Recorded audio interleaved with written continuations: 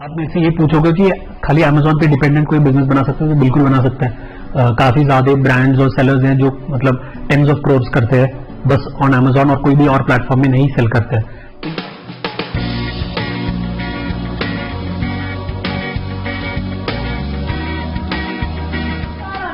Speak of business channel के business गपशप के नए एपिसोड में आपका बहुत बहुत स्वागत है। आज है शनिवार जब हम चाय की चुस्की के साथ बिजनेस गपशप का भी मजा लेते हैं। तो आज का ये एपिसोड बहुत ही ज्यादा दिलचस्प होने वाला है क्योंकि आज का गपशप सिर्फ आप और हम ही नहीं हमारे साथ जुड़ने वाले हैं एक बहुत ही खास मेहमान। हमारे साथ होंगे आज इंडी हाउस के फाउंडर एंड सीईओ गौतम, और गौतम के साथ हम बात करेंगे इंडी हाउस के बारे में, उनकी जानेंगे अमेजोन पर कैसी रही है जर्नी और अमेजोन लिस्टिंग, अमेजोन प्लेटफॉर्म के बारे में थोड़ी ज्यादा डिटेल्स और लिस्टिंग से रिलेटेड बहुत सारी ऐसी इंफॉर्मेशन जो शायद रेडिली अवेलेबल नहीं होती है।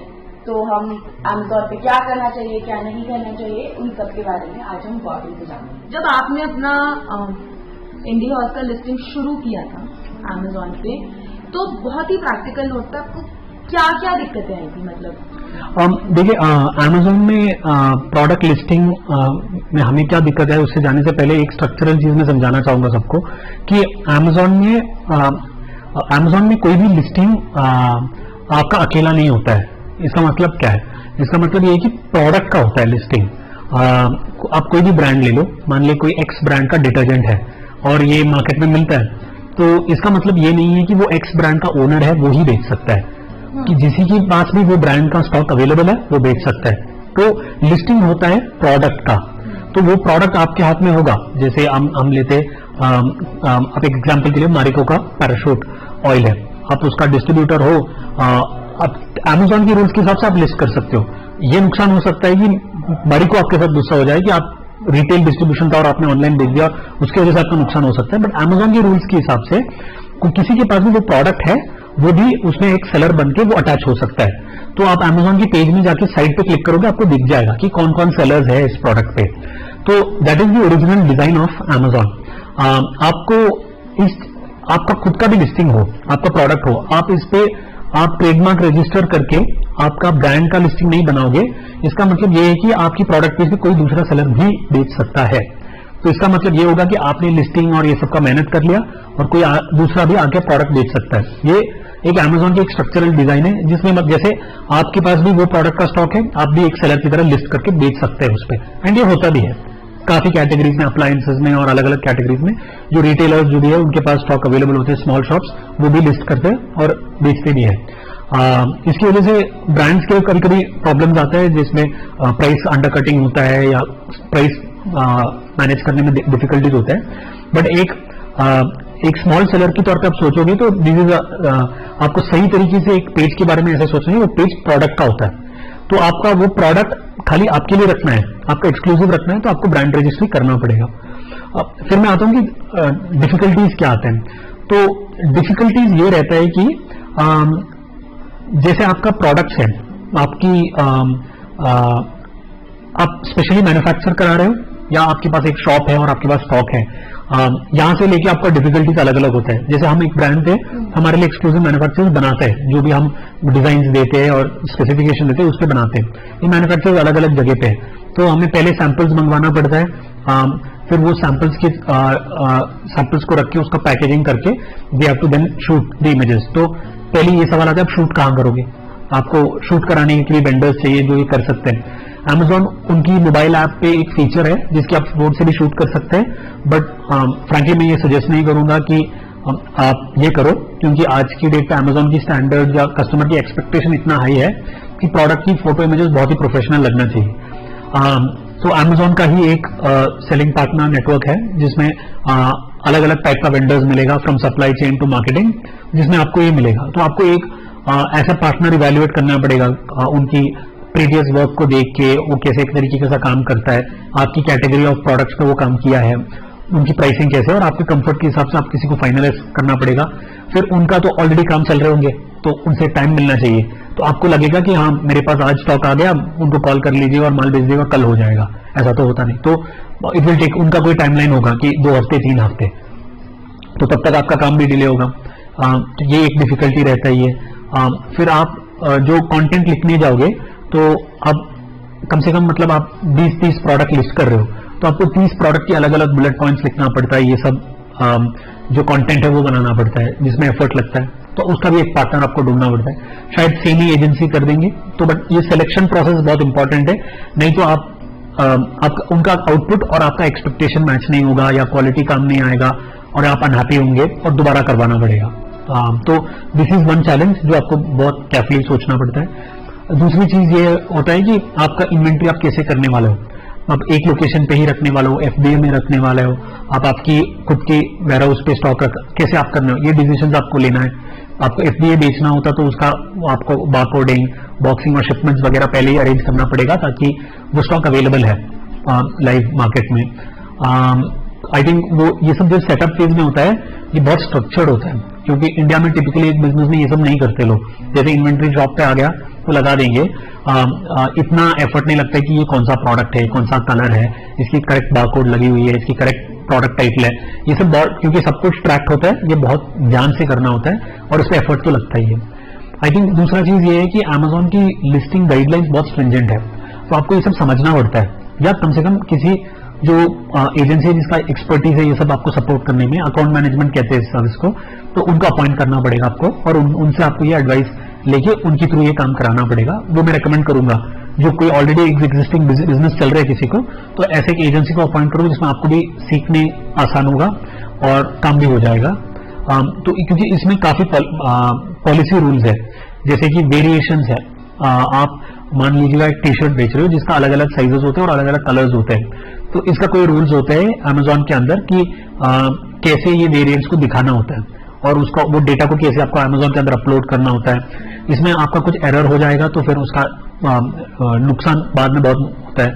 Amazon की वायलेशन भी हो सकता है, आपका अकाउंट सस्पेंड भी हो सकता है, तो ये सब थोड़ा ध्यान से करना होता है। I think these are the challenges जो अर्ली स्टेज पे जो आता है, ये चैलेंजेस रहते हैं।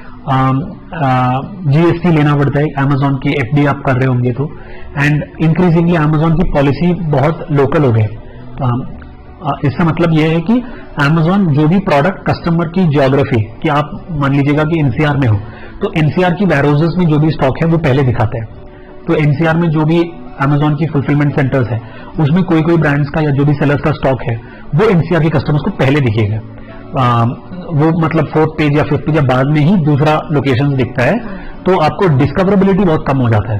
तो कुछ 8 क्लस्टर्स पे इंडिया को डिवाइड किया गया है इसी तरीके से, एंड Amazon एनकरेज करते हैं उनके सेलर्स को कि हर क्लस्टर पे उनका इन्वेंट्री रखेगा, या कम से कम north east south west coverage तो हो जाए, ताकि delivery same day next day या मैक्सिमम 2 डेज पे कस्टमर को मिल जाए।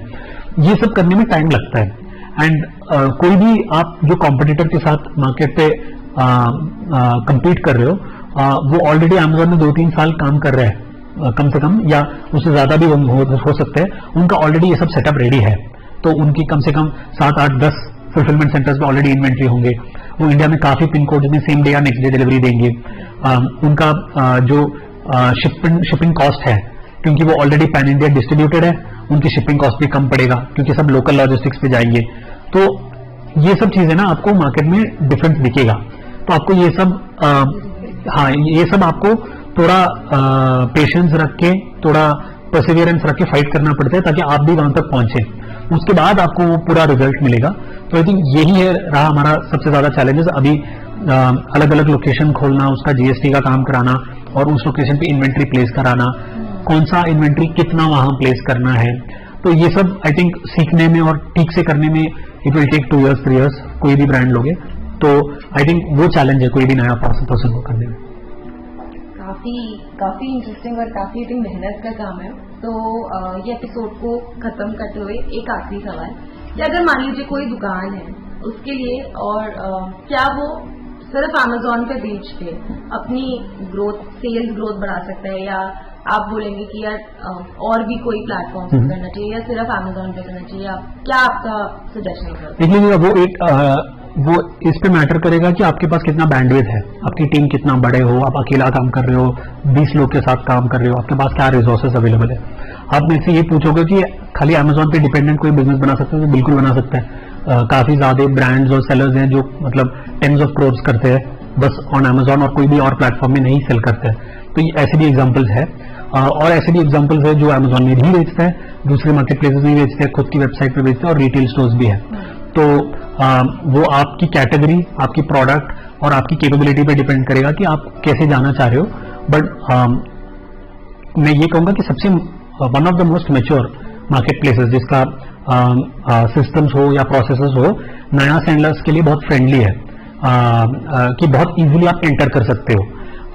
मैं एक एग्जांपल की तरह बताऊंगा तो अमेजॉन सीए करने की सिमिलर है, कि कोई भी सीए करने का एप्लीकेशन तो दे सकता है, बट चार्टर्ड अकाउंट बनने में तो बहुत मेहनत होता है और काफी चीजें क्लियर करना होता है। अमेजॉन ऐसा है, एंट्री तो आपको किसी से बात भी नहीं करना है, बस आप लॉग इन करो, डिटेल्स भरो कि आप सेलर बन गए। दूसरे प्लेटफॉर्म्स ऐसा नहीं है। दूसरे प्लेटफॉर्म्स में थोड़ा और आपको डेटा देना होता है या थोड़ा और टाइम लगता है। अमेजॉन में ऑलमोस्ट इंस्टेंटेनियस, आप जैसे एक जीमेल अकाउंट खोलते हैं या कस्टमर अकाउंट खोलते हैं, ऐसा सेलर अकाउंट भी आप खोल सकते हो। तो अमेजॉन में एंट्री आसान है, बट आपको एक अच्छा सेलर बनना, आपको 10-20 करोड़ का सेल करना और स्केल अप करने में एफर्ट लगेगा और टाइम लगेगा। Thank you so much Gautam हमारे साथ आज जुड़ने के लिए। My pleasure. हमारे जितने भी दर्शक हैं उन लोग को काफी ज्यादा मदद हुई होगी कि अमेजोन पे किस तरीके से लिस्टिंग करनी है, क्या चीजों का ध्यान रखना है, क्या चीजों का ध्यान रखना है जो नहीं करनी है, और वो अपना ग्रोथ कैसे देख सकते हैं अमेजोन लिस्टिंग पर। तो एंटरप्रेन्योर्स, आपको ये वीडियो कैसा लगा प्लीज प्लीज प्लीज मुझे कमेंट में बताइए। आप मेरे सोशल मीडिया हैंडल्स पर भी जा सकते हैं, वहां पर भी मुझे रिस्पॉन्ड कर सकते हैं। आप मुझे मेरी ईमेल आईडी vartika@b4business.info पर वहां पर भी भेज सकते हैं। कोई भी आपके सवाल है, कोई भी फीडबैक है, सजेशन है, आप मुझे जरूर से लिखिएगा। सोशल मीडिया हैंडल की डिटेल्स मेरे डिस्क्रिप्शन में है, आप वहां से ले सकते हैं। और मैंने एक व्हाट्सएप ग्रुप शुरू किया है जहां पर मैं रोजाना बिजनेस से रिलेटेड डेली क्या टिप्स ट्रिक्स आजमाने चाहिए ऑनलाइन सेल्स के लिए, वो मैं बताती हूँ। तो अगर आपको जानना है रोज के डेली टिप्स एंड ट्रिक्स तो आप वो व्हाट्सएप ग्रुप ज्वाइन कर सकते हैं, मेरे डिस्क्रिप्शन में उसका लिंक है। तो हम मिलेंगे अगले शनिवार बिजनेस गपशप के नए एपिसोड पर। और हाँ, इस मंडे को नया टॉपिक देखना मत भूलिएगा। तब तक B4 बिजनेस के बाकी वीडियोस देखते रहें और अपना बिजनेस ऑनलाइन आसानी से ग्रो करते रहें। Let's G4 grow with B4 business. नमस्ते।